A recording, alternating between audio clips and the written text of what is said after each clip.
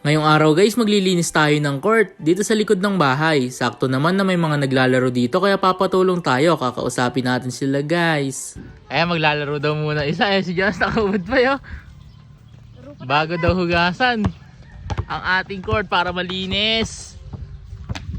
Ayan na, kaya ita-timelapse na lang natin dito. Ano, maglalaro pa tayo?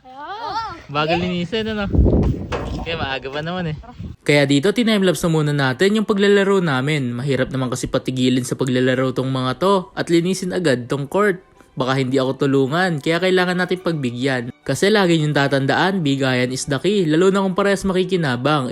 Talaga naman. Tapos dito nagbalakeri ako.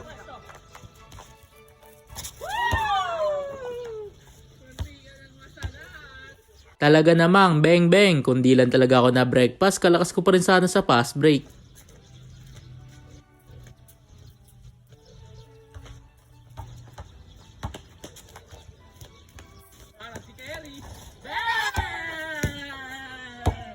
Tapos dito after ng laro, kumuha tayo ng timba at wales na ipanglilinis natin doon. Buti na lang talaga andito tong mga to na may makakatulong tayo. Swerte guys. Pero sabi nila hindi naman daw sila makapaglalaro kapag naglilinis ako kaya tutulungan na lang nila ako. Ayan yung mga kasama natin maglilinis guys. Si Ekong, si Lester, si Ice, si Jonas at si Lay. Tapos dito may nanlibre pa ng Frosty pampalamig daw sa mainit na panahon.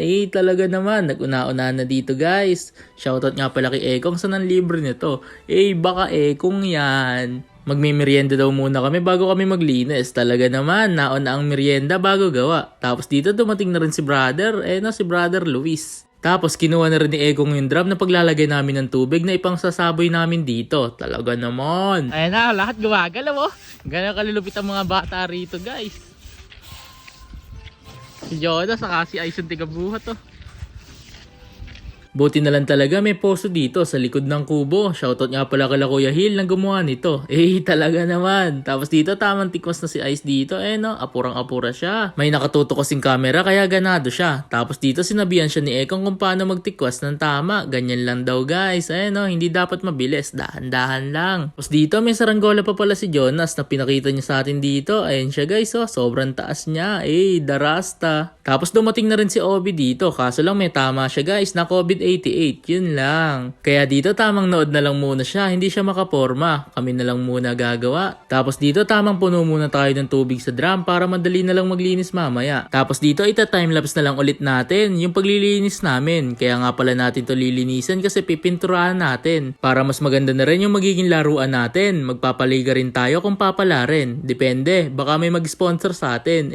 Talaga naman. Sa mga big boss natin dyan, welcome na welcome kayo sa amin. Malinis na, malinis na.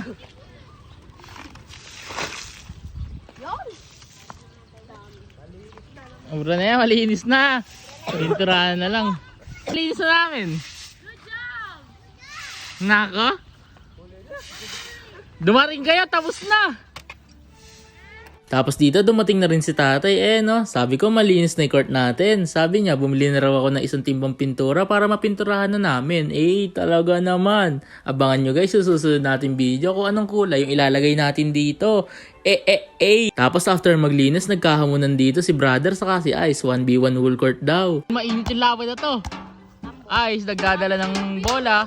Binangga si brother, di nakaporma. Easy 2 points by Ice. Ito brother, naku layo niyan. Inispatan lang, ayun layo rin ng bola. Kunin mo. Ayun na Ice tumira ng malayo. Ayun nakuha ni brother. Mighty Mouse. Nag-push up pa. Panis. All 2. Parang si Kerry lang Yabang ni Ice dito. Idol niya si Kerry. Si Kurikong. Crossover move. Iniwan lang Tumira pa Takbong Malboro. Kumakachaw pa.